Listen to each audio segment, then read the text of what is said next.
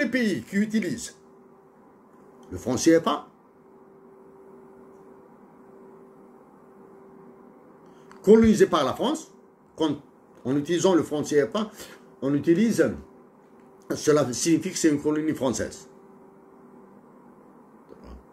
Mais parce qu'il y a aussi des pays qui utilisent leur propre monnaie, mais qui demandent des colonies françaises. Exemple champion, l'Algérie. Elle utilise le dinar, mais c'est une colonie française. À ce jour-là, nous sommes le mois d'août, début de août 2023. L'Algérie est une colonie française. Le Maroc est une colonie française.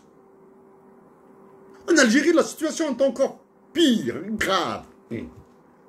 Emmanuel Macron, tous les présidents de la France, qui se sont succédés depuis à peu près 5 mandats, sur 5 mandats, Emmanuel Macron a fait le pire.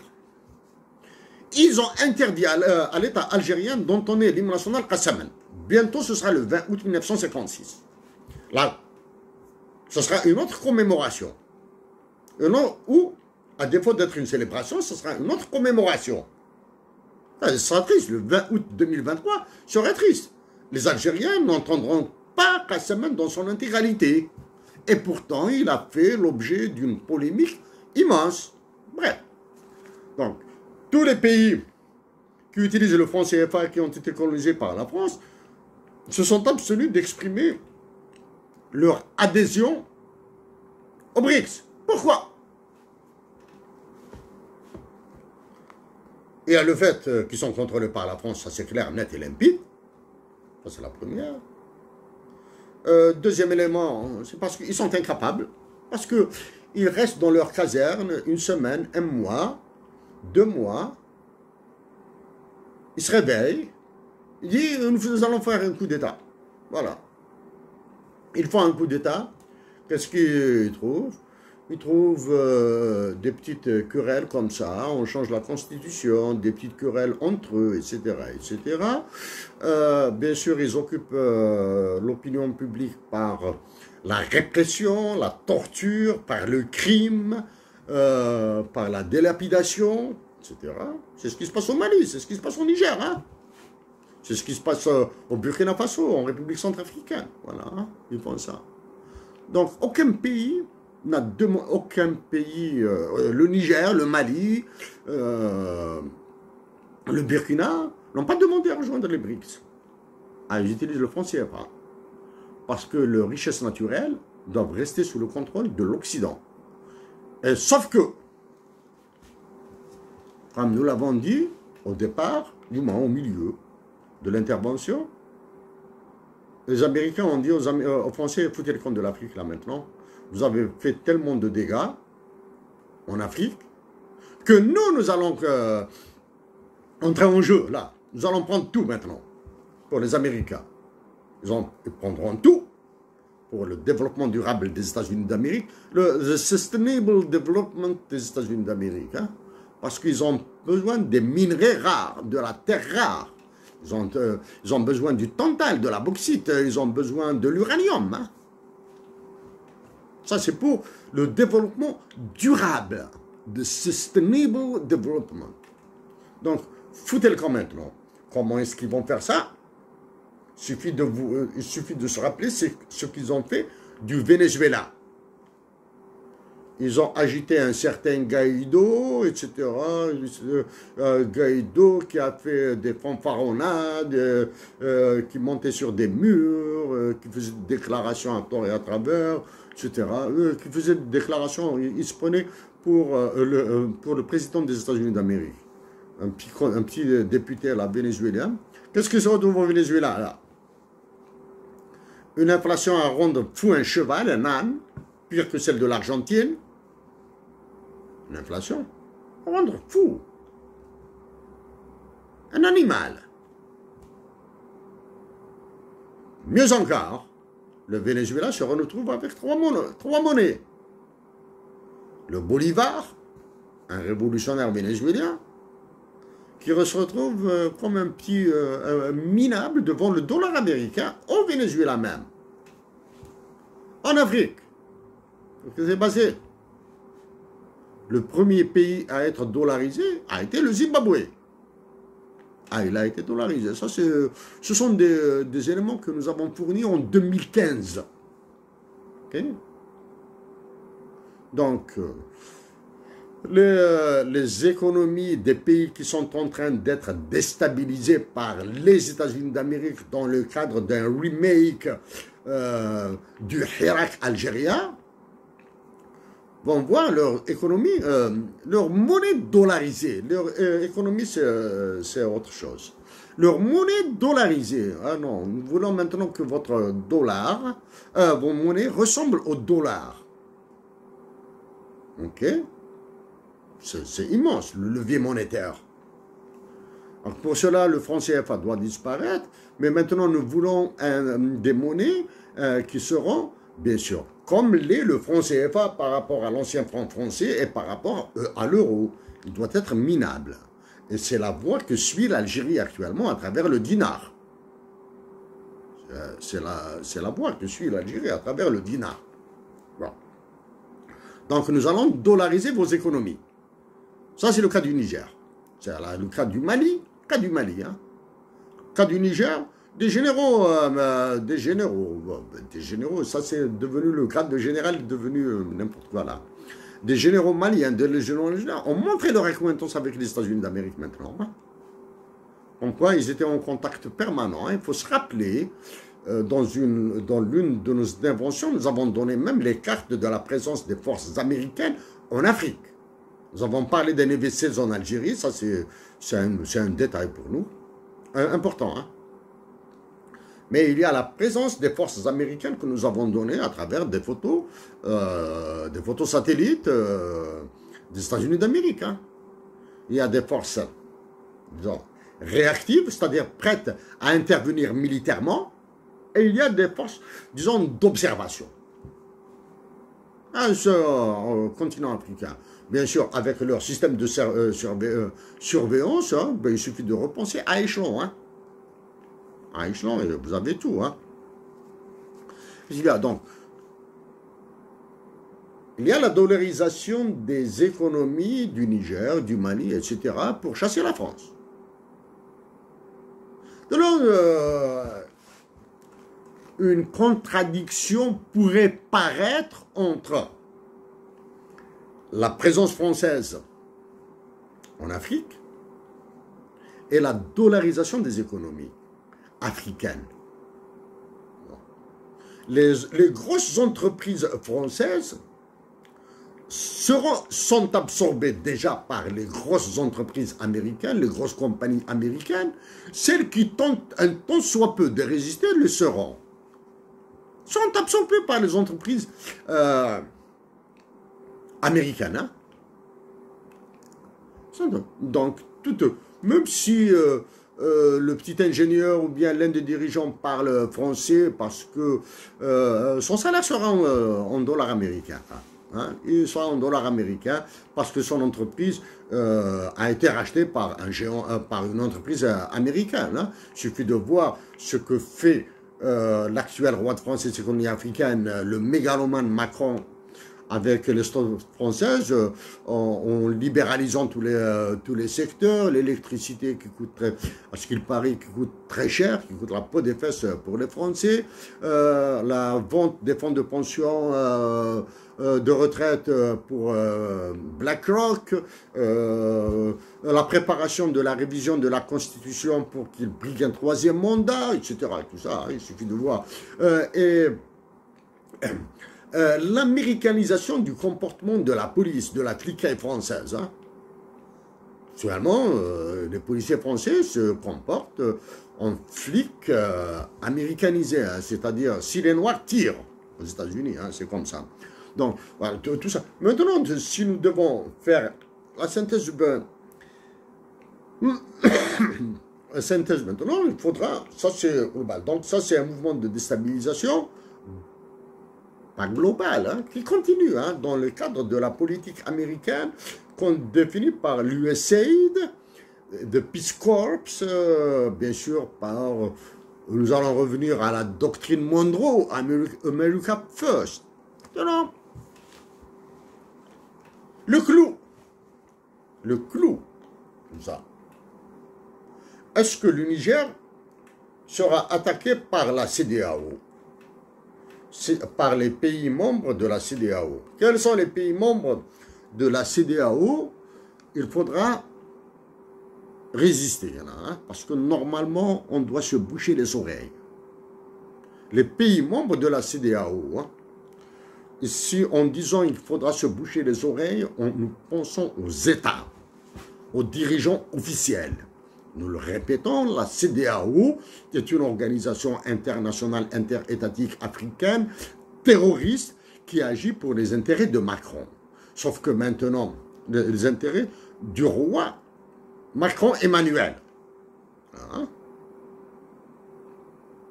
Elle est formée de la Guinée-Bissau. Coup d'État. Il y a vécu un coup d'État récemment. Du Libéria. À un certain moment présidé par le fameux joueur George Weah. Parce que le Libéria a l'habitude de rejoindre les forces d'intervention de l'ONU, hein, les missions de stabilisation, les missions de désarmement de l'ONU, hein, parce que ça paye. Parce que un Français, un soldat français, ne sera jamais sous le commandement de l'ONU. Hein. C'est de la dignité de l'État français, de la dignité de l'État américain, de la dignité de l'armée russe, de l'État chinois. Il y a dans les forces d'intervention de l'ONU, c'est les pays sous-développés. Hein. Il suffit de voir le détail de la MINUSMA. Nous l'avons donné, hein, détail, composition, les effectifs, salaire. Mais maintenant, le Libéria est membre de la CEDEAO. Il faut se rappeler que ce sont les Maliens qui ont demandé le départ de la MINUSMA. C'est comme s'ils pouvaient se défendre tout seuls. Donc, la CEDEAO est composée donc de la Guinée-Bissau, coup d'État pro-français, Libéria, le Niger, s'il vous plaît, le Nigeria, le pays le plus peuplé d'Afrique, le pays le plus disloqué d'Afrique. Nigeria, le Bénin, le Burkina Faso, le Mali, la Côte d'Ivoire, qui est en train de galérer avec l'actuel dirigeant. Hein. Lui et la Côte d'Ivoire est dans la Côte d'Ivoire est dans l'embrasure rouge là. Hein. Elle va subir. Hein. Elle va subir le sort du Mali. Hein. Elle va subir le sort du Niger. Comme le subira le Tchad. Ce qui se passe actuellement au Tchad va se refaire au Niger, va se refaire au Tchad, Côte d'Ivoire et Cameroun. Bon, le Mali, Côte d'Ivoire, Sierra Leone, Gambie, Guinée, Sénégal, Ghana, Togo, Cap-Vert. Donc la CEDEAO est composée de la Guinée-Bissau, du Libéria, du Niger, du Nigeria, du Bénin, du Burkina Faso, du Mali, de la Côte d'Ivoire, de la Sierra Leone, la Gambie, la Guinée, le Sénégal, le Ghana, le Togo et le Cap-Vert. Donc maintenant, nous excluons 3 pays,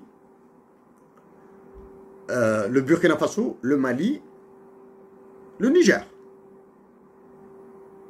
Ce sont eux qui sont visés. Voilà. Le Tchad, qui avait l'intention d'occuper le Niger, a changé d'avis. Ah, parce que les Américains lui ont téléphoné là. Ah, tu restes tranquille, jeune homme. C'est comme ça, hein, les Américains, c'est comme ça qu'ils parlent à certains prétendus dirigeants africains. Eh, piston, tu t'arrêtes et tu te la fermes, hein, comme ça. Hein. C'est des termes crus. Comme les mots de Macron pour certains dirigeants, africains, là. Hein. La Gambie, la Guinée, le Sénégal. Le Sénégal est dans l'eau chaude. Hein. L'eau chaude. La répression au Sénégal est terrible. Même si l'actuel président a décidé de ne pas se représenter, nous pensons se représenter pour un 3e mandat. Hein. Là, maintenant, nous pensons qu'il va se représenter. Le Ghana, le Togo, le Cap-Vert. Qui acceptera d'envoyer des soldats déloger les militaires maliens et nigériens. Actuellement, les militaires du Niger. Est-ce que l'armée nigérienne va rester tranquille? Non. Est-ce qu'il y aura une partie de l'armée nigérienne qui acceptera de jouer le jeu pour déloger les actuels généraux du Mali? Oui, ce sont les pro-français. D'ailleurs, ils ont commencé à s'agiter. La France, maintenant, elle est perdue. Elle n'a pas les moyens de l'USAID et des Peace Corps. Les forces américaines sont présentes. Est-ce qu'il y aura un risque? Est-ce que la CEDEAO, légitimement, d'un point de vue légitime, a le droit d'intervenir?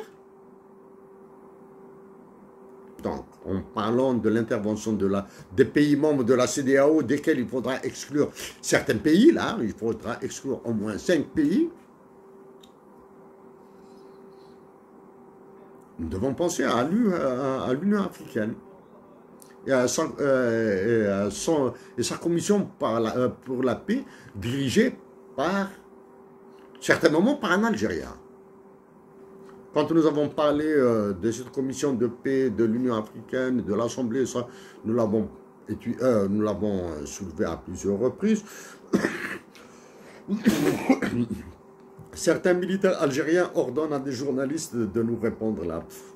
Ça, c'est des petites... Maintenant, quel est le sort de l'Algérie dans tout ça? Ah, il faudrait une solution. Quel est le sort de l'Algérie dans tout ça? Avec le sérum de la vérité que viennent de lui administrer la Russie et la Chine pour l'intégration des BRICS, elle doit s'ouvrir à la Russie et à la Chine. Elle doit ouvrir le territoire algérien au moins à des bases russes et chines pour s'occuper, contrer les États-Unis d'Amérique et prendre leur part de richesse en Afrique. Son part, quand nous avions commencé à parler du renouvellement de l'état-major de l'armée, des réactions très violentes.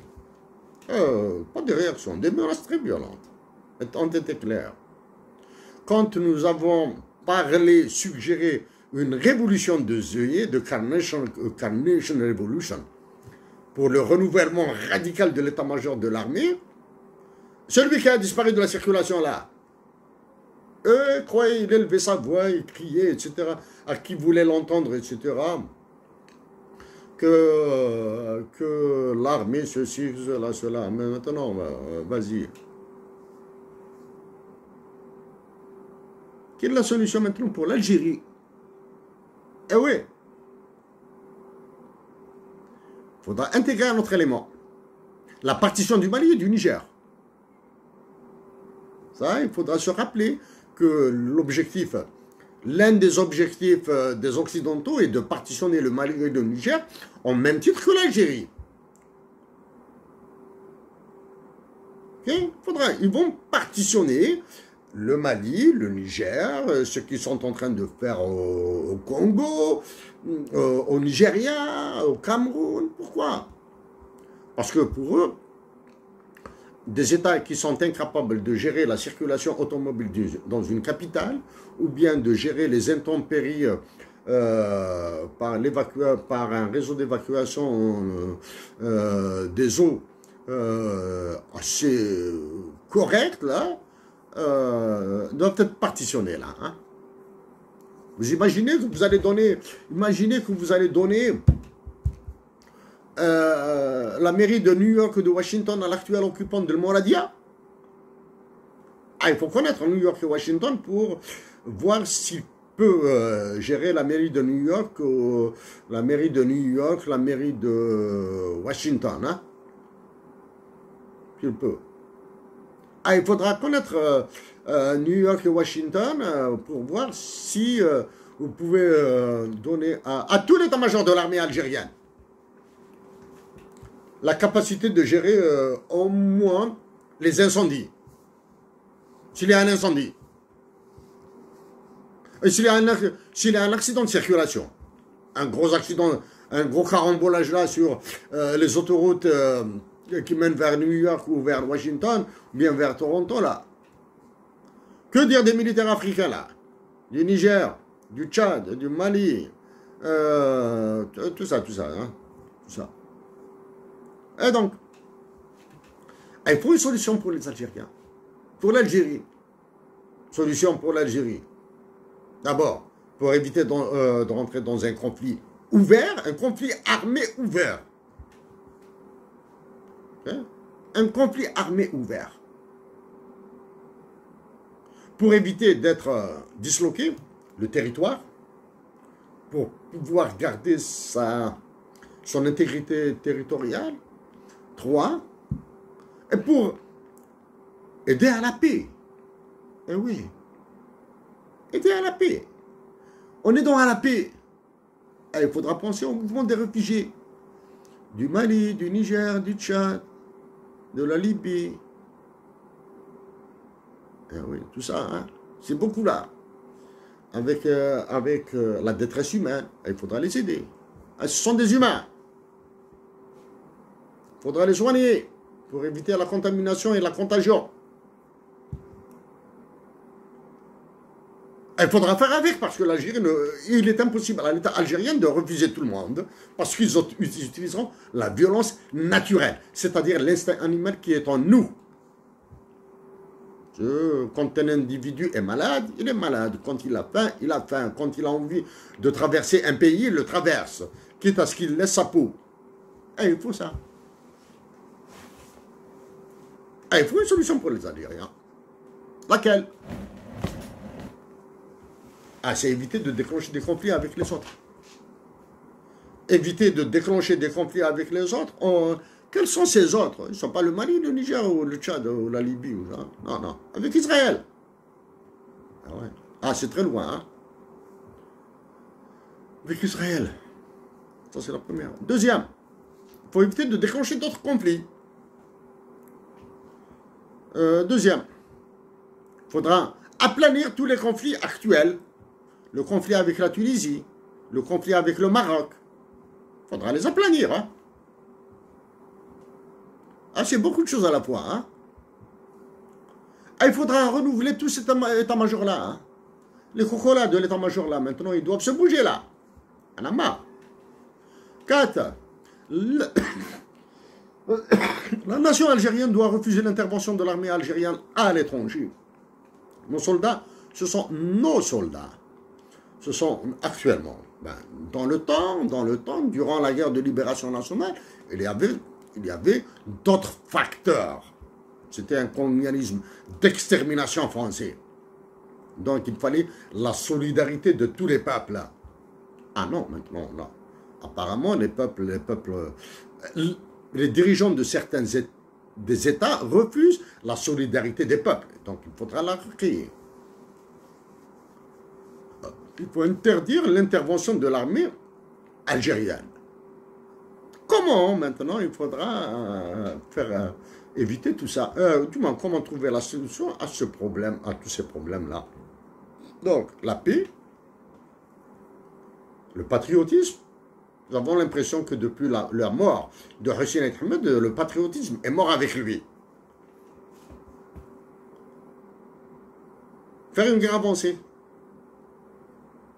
Ah oui. Et Maliens, Nigériens.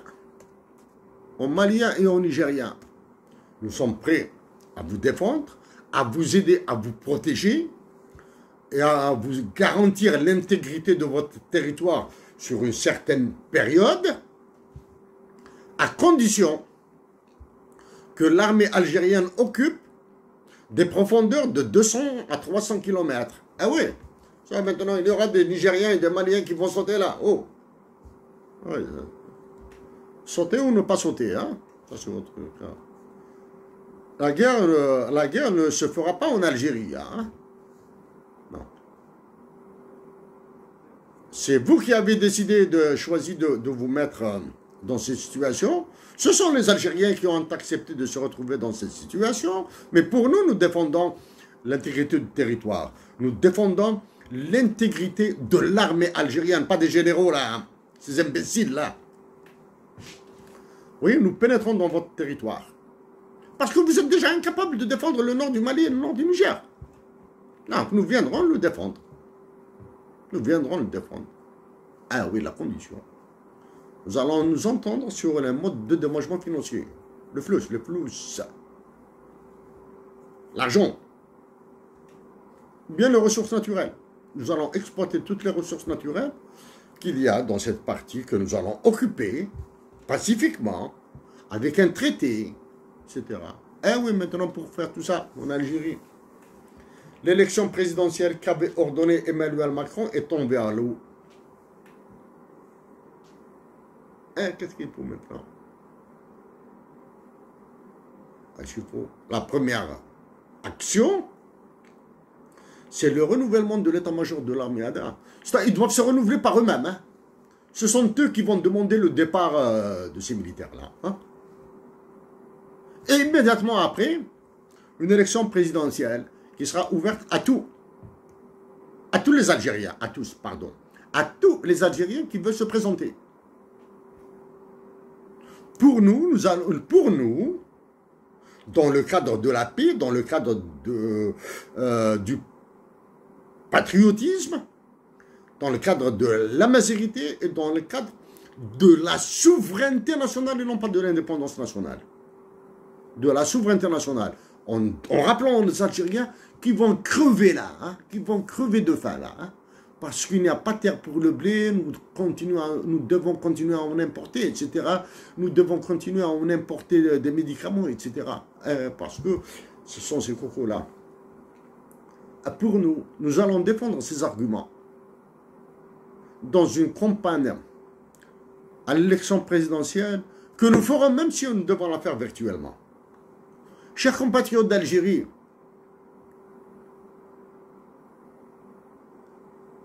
chers compatriotes du Niger,